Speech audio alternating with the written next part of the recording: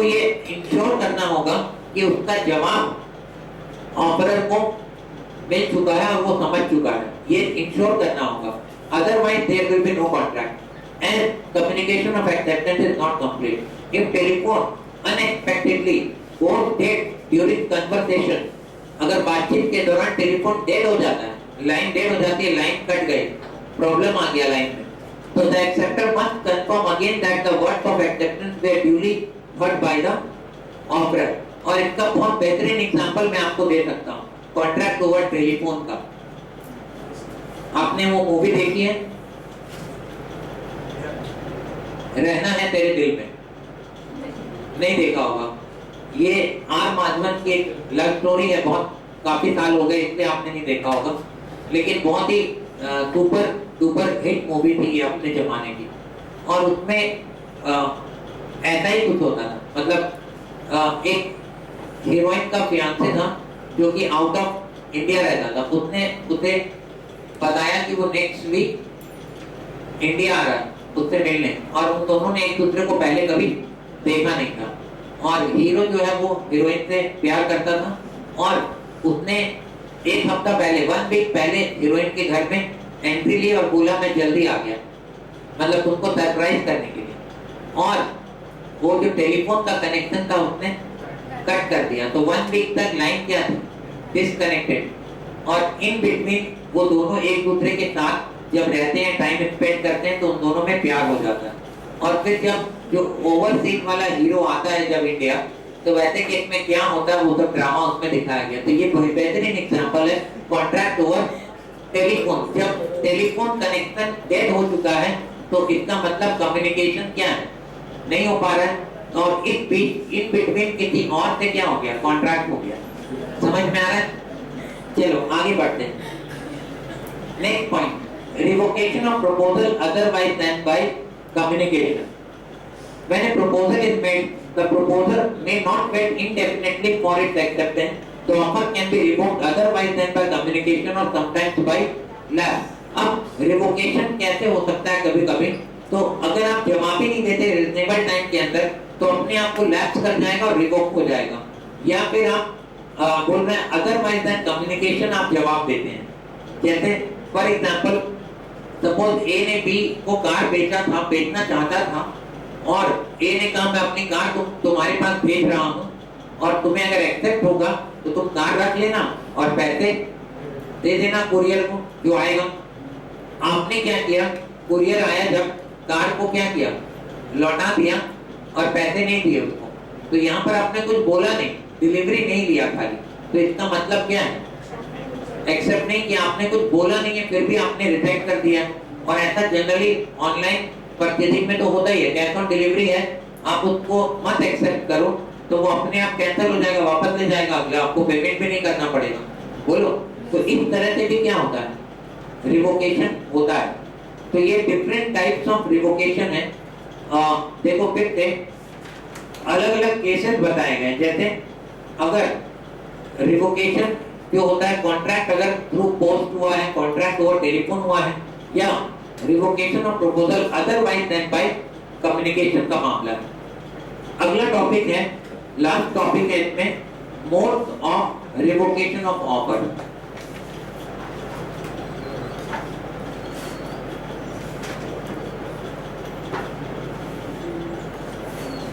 देखो क्या लिखा है।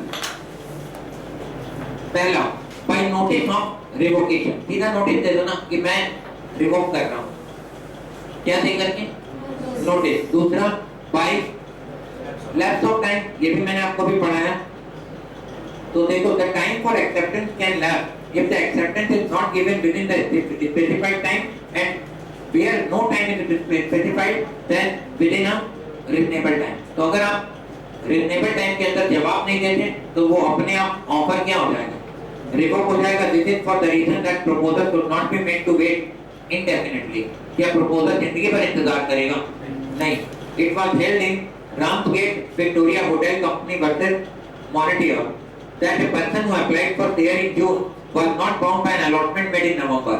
इस केस में कंपनी को उसने जून महीने में एप्लीकेशन भेजा था और कंपनी ने नवंबर में जाकर के बोला कि हम शेयर अलॉट कर रहे हैं। इट्स टू लेट नाउ, मतलब इतना दिन इंतजार नहीं कराना चाहिए था कंपनी को, अगर अलॉटमेंट करना था तो जल्दी करना चाहिए था।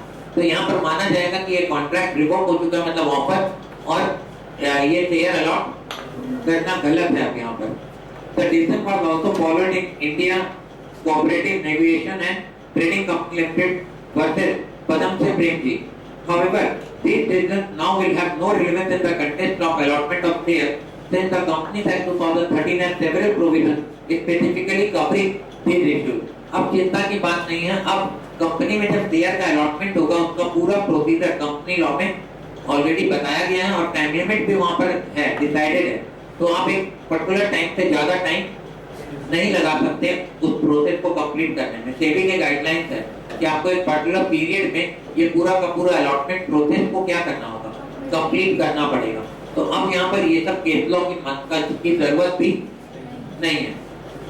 बाय डेथ और एक minute, by unfulfillment of condition precedent, where the acceptor fails to fulfill a condition precedent to acceptance, the proposal gets revoked.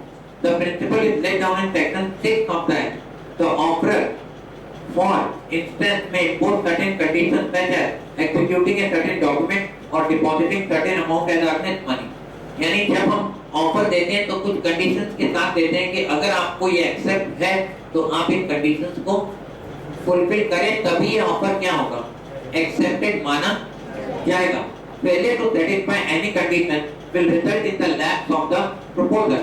As stated earlier, condition precedent to acceptance prevents an obligation from coming into existence until the condition is satisfied.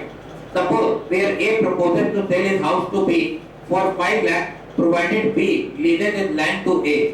बोल रहा है कि A अपना घर B को बेचने के लिए तैयार है 5 लाख में, provided B leases his land, अपना लैंड B A को लीज पर दे दे। शर्त के साथ है ये proposal. If B refuses to lease the land, B बोलता नहीं मैं लैंड लीज पर नहीं दूंगा, इसका मतलब पहला वाला ऑफर भी क्या हो गया, कैंसिल हो गया, क्योंकि आपने फुलफिल नहीं किया। The offer of A is revoked automatically, यानी अगर ऑफर के साथ कुछ कंडीशंस अटैच किए जाते हैं तो उन शर्तों को माने बिना ऑफर एक्सेप्ट नहीं हो सकता और वो प्रपोजल क्या माना जाएगा, रिवोक, खत्म हो जाएगा। चौथा है बाय डेथ और इंसैनिटी, अच्छा पॉइंट है। डेथ और insanity of proposal would result in automatic revocation of the proposal. A ने बी को बोला कि मैं अपना घर तुम्हें 1 करोड़ रुपए में बेचना चाहता हूँ, क्या तुम इसे खरीदोगे? तो वैसे सिचुएशन में बी ने जवाब बोला हाँ, लेकिन उसका जवाब सुनने से पहले ए ऊपर चला गया। क्लियर है? तो क्या बी ये चेंज कर सकता है कि ऑफर उसका वैलिड था ना और मैं तो हाँ बोल रहा हूँ ना, तो ठीक है इसको कंप्लीट करते हैं। वो ऊपर है तो क्या होगा, वो ऊपर से देखकर खुश होगा। तो ऐसा नहीं है, एक लीगल ईयर जरूरी नहीं है कि उसकी मर्जी को फॉलो करे। तो जैसे ही प्रपोजर की डेथ होगी वो ऑफर अपने आप क्या होगा, रिवोक हो जाएगा, ऑफर रिवोक हो जाएगा। या इंसैनिटी, पागल हो गया, अनसाउंड माइंड का है, तो भी क्या हो जाएगा, रिवोक हो जाएगा। तो ऑफर दिया था तब ठीक था वो, लेकिन एक्सेप्टेंस के पहले वो इनसेन माइंड का हो गया, राइट? तो वैसे केस में ये ऑफर एक्सेप्ट होने लायक अब नहीं है। आगे देखो, 5वां पॉइंट, बाय काउंटर ऑफर। ये तो आप भी जानते हैं, अगर ऑफर आया और मैंने जवाब में एक काउंटर ऑफर दिया तो इसका मतलब पहला ऑफर क्या हो गया, रिवोक हो गया। Next, by the non acceptance of the offer according to the prescribed या यूजुअल मोड। जिस तरीके से एक्सेप्ट करने के लिए बताया गया था मैंने उस तरीके से एक्सेप्ट नहीं किया तो वो कैंसिल हो जाएगा, रिवोक। और बाय सब्सिक्वेंट इलीगैलिटी, मतलब पहले वो ऑफर बिल्कुल सही था लेकिन एक्सेप्ट करने से पहले या एक्सेप्ट वो कर रहा था, इन बिटवीन वो ऑफर क्या बन गया, इलीगल, क्योंकि लॉ में कुछ बदलाव आया।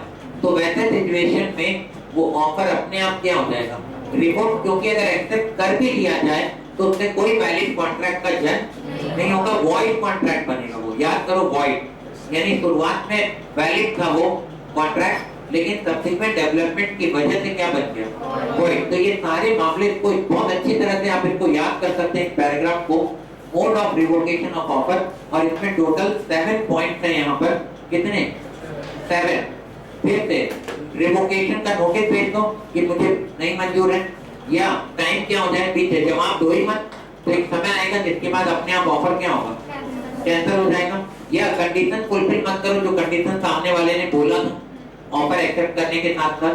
चौथा, ऑफर की डेथ हो जाए या वो पागल हो जाए, insanity.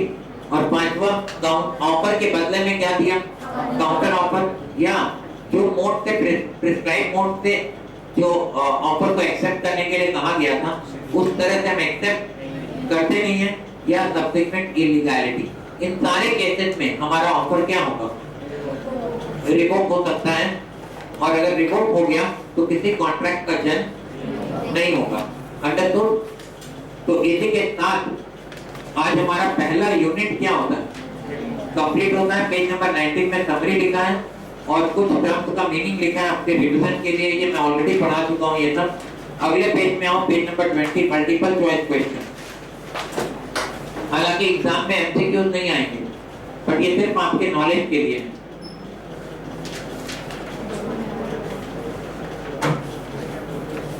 An agreement enforceable by law is a promise, contract, obligation or lawful promise. Contract, ठीक है ना? A void contract is, void agreement is one which is valid but not enforceable. Enforceable at the option of one party, enforceable at the option of both parties, not enforceable in a court of law. Not enforceable. An agreement which is enforceable by law at the option of one or more of the parties, but not at the option of one or other party. बताओ, voidable एक के लिए वो क्या है, valid है, और एक के लिए void है। चौथा, when the consent of a party is not free, तो contract को क्या कहेंगे, voidable। याद करो, coercion, undue influence, misrepresentation, इन सब कारणों से क्या लिया गया, एक्सेप्टेंस लिया गया, तो इसको voidable कहा जाता है। In case of illegal agreement, the collateral agreement are void। Illegal के साथ जितने भी कोलेटरल होते हैं वो सारे के सारे क्या होते हैं, और मैंने एग्जांपल के साथ आपको कराया। An offer may lapse by revocation, second rejection of offer by offering, counter offer, all of the above, all of the above, ठीक है ना। A proposal when accepted becomes a promise, और अगर प्रॉमिस का लीगल कंसीक्वेंस है, legally वो acceptable है, तब क्या कहलाएगा, कॉन्ट्रैक्ट। लीगली इन्फोर्सेबल होगा तब कॉन्ट्रैक्ट है। तो प्रपोजल जब एक्सेप्ट किया जाएगा तब वो कॉन्ट्रैक्ट नहीं कहलाता, तब उसे हम प्रॉमिस कहते हैं। ओके, तो यूनिट नंबर 1 आपके सिलेबस में कॉन्ट्रैक्ट एक्ट के टोटल 5 यूनिट है, जिसमें से पहला यूनिट क्या हो गया, कंप्लीट हो चुका है, ठीक है। और मैं एक टेस्ट लूंगा आप सबका, लेकिन अभी नहीं, क्योंकि कॉन्ट्रैक्ट एक्ट है, मैं चाह रहा हूँ कि कॉन्ट्रैक्ट एक्ट पूरा कंप्लीट करके हम टेस्ट क्लास करें। कंप्लीट कॉन्ट्रैक्ट एक्ट का, पूरा कॉन्ट्रैक्ट एक्ट का एक टेस्ट। तो आपको इसको थ्योरी को लर्न करना होगा, क्योंकि एग्जाम में थ्योरेटिकल क्वेश्चन आएंगे, प्रोविजन लिखने पड़ेंगे। यूनिट नंबर 2 आ जाओ, पेज नंबर 21, और यूनिट नंबर 2 का नाम है consideration. Unit 2,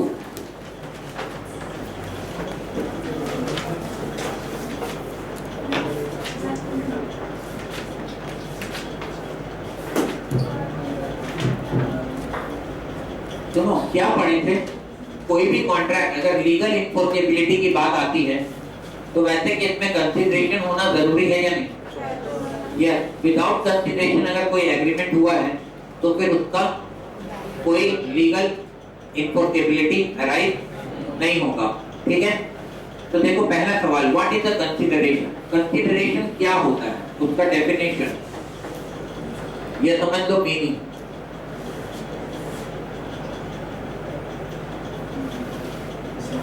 Meaning of consideration, देखो question 1, consideration is the price agreed to be paid by the promisee for the obligation of the promiser।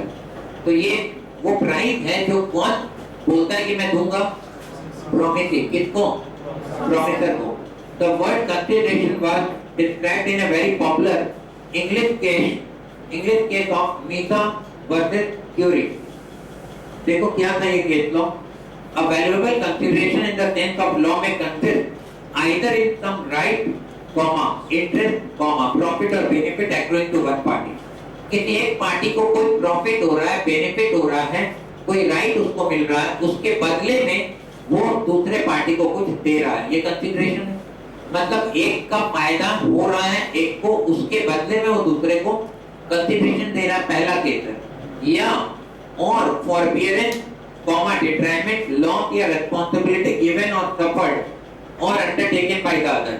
या फिर एक पार्टी को कोई लॉस हो रहा है, डिट्राइमेंट लॉस रिस्पांसिबिलिटी आ रही है, या उसे कोई काम करने से रोका जा रहा है और उसके बदले में उसे कुछ दिया जा रहा है, तो ये भी क्या है, कंसिडरेशन। मतलब केवल फायदा होगा, उसके बदले में कंसिडरेशन नहीं एक्सचेंज होगा, ये जरूरी नहीं है। नुकसान होने के बदले में भी कंसिडरेशन एक्सचेंज हो सकता है, ये फेमस केस लॉ में डिसाइड हुआ था। बोलो कोई दिक्कत?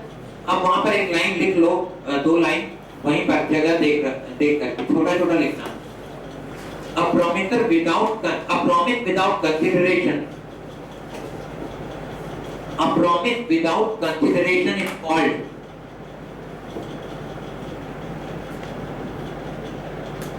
nudem pactum. A consideration without promise is called nudem pactum. Full stop. The law will not enforce a bare promise. The law will not enforce a bare promise, but only a bargain. The law will not enforce a bare promise, but only a bargain. That is promise supported by consideration. But only a bargain. That is promise supported by consideration. Full stop. तो मैंने बहुत अच्छे 2 line लिखाए हैं consideration के बारे में। मैं रिपीट कर रहा हूँ, a promise without consideration is called nudem pactum. मतलब उसका कोई लीगल इफेक्ट नहीं होगा। The law will not enforce a bare promise. केवल एक bare promise जो बैंड नहीं है कंसिडरेशन से, खाली प्रॉमिस और उसके साथ कंसिडरेशन नहीं है, तो वो बेकार है as per law. But only a bargain, bargain मतलब मैं अगर कुछ कह रहा हूँ तो सामने वाला भी उसके बदले में मुझे कुछ कहे या कुछ दे, तो अब but only a bargain that is promise supported by consideration, ये लॉ के द्वारा एक्सेप्टेबल है। क्लियर है?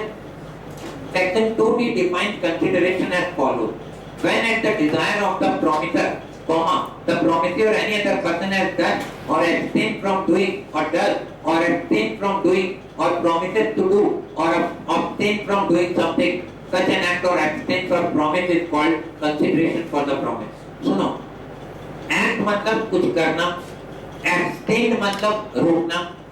मतलब देखो, when at the desire of the promiser, the promisee or any other person, promiser के कहने पर promisee ने या उसके किसी और पर्सन ने भी कोई एक्ट किया है, कुछ किया है, done something और abstained from doing something, उसको कुछ करने से रोका गया, और does और abstain from doing और promises to do, यानी वो कर रहा है या करने से रोका जा रहा है, या वो करेगा या करने से रोका जाएगा। 3 पॉइंट है इसमें, पास्ट, प्रेजेंट एंड फ्यूचर, ये तीनों कवर्ड है यहाँ पर।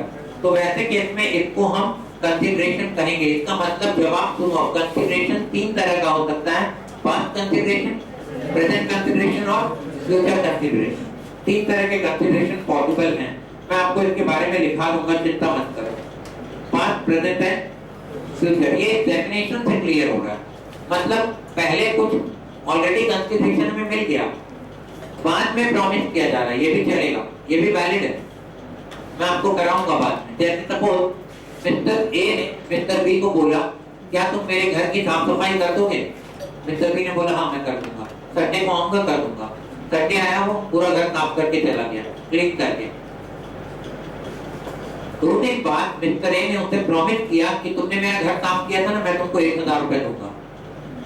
ठीक है? मतलब जब काम किया गया उसमें मैं कोई प्रॉमिस था क्या पैसे देने का? नहीं था। मिस्टर बी ने साफ सफाई कर दी, 2 दिन बाद मिस्टर ए ने प्रॉमिस किया कि मैं तुमको उस काम के बदले में 1000 रुपए दूंगा। तो अब यहाँ पर कोई वैलिड कॉन्ट्रैक्ट का जन्म होगा कि नहीं? तो जवाब है यस, क्योंकि कंसीडरेशन पास्ट भी हो सकता है। पास्ट कंसीडरेशन मतलब पहले कंसीडरेशन दे दिया और बाद में उसके बदले में हम प्रॉमिस कर रहे हैं। समझ में आ रहा है? ये एकदम जेन्युइन माना जाएगा। लेकिन इंपॉर्टेंट क्या है, ए ने कहा हो बी को ये करने के लिए, तब जाकर बी ने किया हो। ए ने नहीं कहा था, बी अपने मन से आया, पूरा घर का साफ सफाई करके चला गया। यहाँ पर अब ये वैलिड कॉन्ट्रैक्ट को जन्म नहीं देगा। अगर बाद में बी प्रॉमिस, ए प्रॉमिस भी करेगा ना, तो वैलिड कॉन्ट्रैक्ट का जन्म नहीं होगा, क्योंकि इस काम को करने के लिए ए ने नहीं कहा था। तो क्योंकि डेफिनेशन देखो, when at the desire of the promisor, promisor के कहने पर, डिजायर पर, इच्छा के अनुसार अगर प्रोमिटर या किसी और पर्सन ने कोई काम किया हो, तब जाकर के वैलिड कंसीडरेशन माना जाता है। समझ में आ रहा है? और वो कंसीडरेशन पास्ट हो सकता है, प्रेजेंट हो सकता है या फ्यूचर भी हो सकता है। चलो एनालिसिस करते हैं। पहला, consideration is an act doing something. Consideration क्या कहलाता है? An act doing something or not to do something. वो second point है। Example of act doing something. Ajay promises Bhuvan to guarantee payment of price of the good which Bhuvan wanted to sell on 1 month credit to Chaitanya. सुनो, अजय यानी ए ने promise किया, सुनो, भुवन को, और भुवन ने माल किसको भेजना था? भुवन ने इसे गुड सेल किया था, गुड सोल्ड। तो फ्यूचर में ये सी पेमेंट करेगा भुवन को, और अगर पेमेंट नहीं करेगा तो ए प्रॉमिस किया कि मैं दूंगा पैसा। क्लियर है? मतलब ए ने बोला बी को कि तुम इसको माल दे दो, और कल को अगर इसने पेमेंट नहीं किया तो मैं तुम्हें दूंगा। अब ध्यान देना आगे। Here selling of goods on credit by Bhuvan to Chaitanya is consideration of for A's promise। बाद में ए डिनाई कर जाता है, बोलता है मैं क्यों दूं, मेरे और बी के बीच में जो प्रॉमिस है इसके बदले में कोई कंसीडरेशन इन्वॉल्व नहीं। ये कौन कह रहा है? ए। तो समझना अभी यहाँ ये गलत कह रहा है, क्योंकि कंसीडरेशन क्या है इसमें, बी इस प्रॉमिस की वजह से ही तो सी को माल दे रहा है। तो यानी इसने, बी ने कुछ एक्ट किया है, एक्ट है डन बाय बी। ये कंसीडरेशन है ए का प्रॉमिस के बदले में। समझ में आ रहा है? तो ए को वो पैसा देना पड़ेगा अगर सी ने डिफॉल्ट किया तो। अंडरस्टूड? बहुत ही टेक्निकल पॉइंट है। कंसीडरेशन इन्वॉल्व है कि नहीं ये देखा जा रहा है बिटवीन ए एंड बी। तो ए के कहने पर बी ने सी को माल दिया था ना। अब ध्यान से सुनना, ध्यान से सुनना। ए यहाँ बी सी को माल पहले से भी दे रहा है, ऑन क्रेडिट दे रहा है, ठीक है ना। और ये सी और बी और सी के बीच आपस में लंबे समय से क्या चल रहा है, लेन देन चल रहा है। और यहाँ पर ए ने इसको बोला कि तुम सी को माल दे देना, अच्छा आदमी है, कोई दिक्कत नहीं है, हम हैं, राइट। तो वैसे केस में यहाँ पर अगर बी ए के कहने पर माल दे रहा है तब यहाँ कंसीडरेशन माना जाएगा। बी मन में मन सोच रहा है कि वो तो मैं वैसे भी दे रहा हूँ उसको। समझ में आ रहा है? इसका मतलब बी ए के कहने पर नहीं दे रहा, अपनी मर्जी से दे रहा है, तब यहाँ पर कंसीडरेशन नहीं माना जाएगा और ए से वो पैसे वसूल नहीं कर पाएगा। तो यहाँ समझना होगा इंटेंशन को। इंपॉर्टेंट क्या है, प्रॉमिसर के कहने पर वो काम किया जा रहा, तब जा करके कंसीडरेशन अराइज होगा, नहीं तो कंसीडरेशन आएगा नहीं। किसको समझो? और मान लो सपोज मार्केट, सपोज किसी पर्सन का कोई बच्चा गुम हो गया, तो वैसे केस में उसने किसी को ढूंढने नहीं कहा था, उसने नहीं कहा था, क्लियर है? और बिना कहे किसी ने ढूंढ के ला दिया, तो वैसे केस में जो ढूंढ कर लाया क्या वो इनाम का हकदार है? नहीं, क्योंकि उससे किसी ने कहा था कि तुम बच्चा ढूंढो। नहीं, अगर ए ने कहा होता कि तुम जाओ मेरा बच्चा ढूंढो, या जो भी ढूंढ कर लाएगा सबको कहा होता, तब उस केस में जो ला कर देता उसको इनाम मिलता। तो कंसीडरेशन बहुत ही इंपॉर्टेंट फैक्टर है। आगे देखो, second number point, consideration is abstinence या एब्स्टेन फ्रॉम डूइंग समथिंग, यानी किसी काम को करने से रोकना। Example, Abhishek promises Bharti not to file a suit against him if he would pay him ₹1 lakh। अभिषेक ने भारती से कहा कि मैं तुम्हारे अगेंस्ट केस नहीं करूंगा अगर तुम मुझे 1 लाख दोगे। क्यों केस नहीं करूंगा? भारती ने कुछ नुकसान कर दिया होगा अभिषेक का, तो अभिषेक ने बोला 1 लाख दे दो, मैं केस फाइल नहीं करूंगा। ठीक है, तो यहाँ पर कुछ नहीं करने के लिए बोलो अभिषेक को पैसे मिल रहे हैं, तो कंसिडरेशन इन्वॉल्व है। कंसिडरेशन क्या है? कुछ नहीं करना, कुछ नहीं करना भी एक क्या है? Consideration, abstain from doing something. So here abstinence on the part of Abhishek would constitute consideration against Bharti payment of 1 lakh in favor of Abhishek. अब बार-बार ये सोचते होंगे कंसिडरेशन क्यों हम लोग कुछ नहीं करना को कंसिडरेशन क्यों करें? कंसिडरेशन तो 1 लाख नहीं, आप समझ नहीं रहे। कंसिडरेशन दोनों पार्टी की तरफ से होना चाहिए। अभिषेक भारती को कह रहा है कि मैं केस नहीं करूंगा और भारती कह रहा है कि मैं 1 लाख तुमको दूंगा, तो भारती तो 1 लाख दे रहा है, वो कंसिडरेशन है ही। लेकिन अभिषेक ने क्या कंसिडरेशन दिया भारती को? कुछ नहीं करना, ये कंसिडरेशन माना जाएगा यहाँ पर और ये वैलिड एग्रीमेंट होगा। तो कितना टेक्निकल है, आप समझ रहे हैं पॉइंट? अभी कंसिडरेशन किसी कॉन्ट्रैक्ट में कंसिडरेशन दोनों तरफ से आता है, एक तरफा नहीं होता कभी। तो दूसरी तरफ से क्या कंसिडरेशन आ रहा है, हम इसके बारे में चर्चा कर रहे हैं। जब ए ने प्रॉमिस किया था और बी को बोला था तुम माल दे दो, मैं तुम्हें पेमेंट करने का प्रॉमिस कर रहा हूं अगर ये डिफॉल्ट करेगा तो यहाँ पर बी जो है वो माल दे रहा है, वो तो कंसिडरेशन है ही। लेकिन ए क्या दे रहा है? तो ए के लिए कंसिडरेशन ये है कि बी यहाँ पर अपने रेस्पॉन्सिबिलिटीज को फुलफिल कर रहा है, तो ए का प्रॉमिस कंसिडरेशन माना जाएगा। अगला point, consideration must be eight the desire of the, ये है बहुत इंपॉर्टेंट पार्ट, किसके डिजायर पर होना चाहिए? प्रॉमिसर। और कंसिडरेशन में मूव फ्रॉम प्रॉमिसी और एनी अदर पर्सन, लेकिन ये जरूरी नहीं है कि कंसिडरेशन हमेशा प्रॉमिसी ही पे करे। प्रॉमिसी की तरफ से कोई और भी उस कंसिडरेशन को पे कर सकता है। कंसिडरेशन कहां से मूव होगा? आइदर फ्रॉम द प्रॉमिसी और एनी अदर पर्सन, ये लिखा है। और उसके बाद है कंसिडरेशन में भी पास्ट, प्रेजेंट या फ्यूचर, इसके बारे में मैं आपको कराऊंगा बात में। Thus, from above it can be concluded that consideration is equal to promise oblique performance that parties exchange with each other. Forms of consideration दो तरह का हो सकता है। पहला, some benefit, right या party of profit of one party, या some detriment, loss या forbearance to other party। सामने वाले का नुकसान हुआ है और उसके लिए आप उसको भरपाई करना चाहते हैं और इसलिए करना चाहते हैं कि वो आपको आपके ऊपर केस ना करे, तो ये भी एक तरह का कंसिडरेशन माना जाएगा। ओके,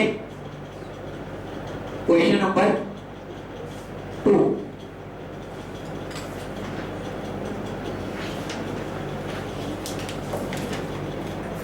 क्वेश्चन नंबर 2 में टोटल 8 पॉइंट्स हैं।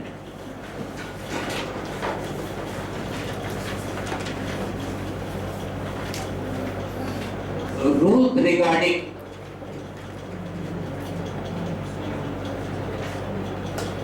वैलिड कंसिडरेशन आपको याद होना चाहिए। अभी हमने जब टॉपिक किया कॉन्ट्रैक्ट, तो हमने ये पढ़ा रूल्स रिगार्डिंग वैलिड कॉन्ट्रैक्ट। फिर हमने टॉपिक किया ऑफर, फिर हमने ये भी पढ़ा रूल्स रिगार्डिंग वैलिड ऑफर, फिर पढ़ा रूल्स रिगार्डिंग वैलिड एक्सेप्टेंस, और फिर आप पढ़ रहे हैं रूल्स रिगार्डिंग वैलिड कंसिडरेशन। तो पोस्टमार्टम चल रहा है अभी कॉन्ट्रैक्ट का, समझ लो। उसके हर हिस्से का डिटेल में हम एनालिसिस कर रहे हैं, क्रिटिकल एनालिसिस। ओके, और इसमें कितने पॉइंट्स हैं? 8 पॉइंट। तो ये पॉइंट आपको याद रहने चाहिए। एग्जाम में इन पॉइंट्स के ऊपर एक सवाल बनेगा, प्रैक्टिकल क्वेश्चन या पूरा का पूरा एक थ्योरेटिकल क्वेश्चन, डिपेंड करता है, कुछ भी आ सकता है। तो आज इसको खत्म तो नहीं कर पाएंगे, खाली मैं शुरू कर रहा हूं। पहला, consideration must move at the desire of the promiser. Consideration must move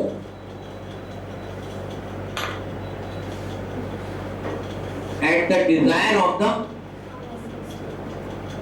यानी किसने कहा हो?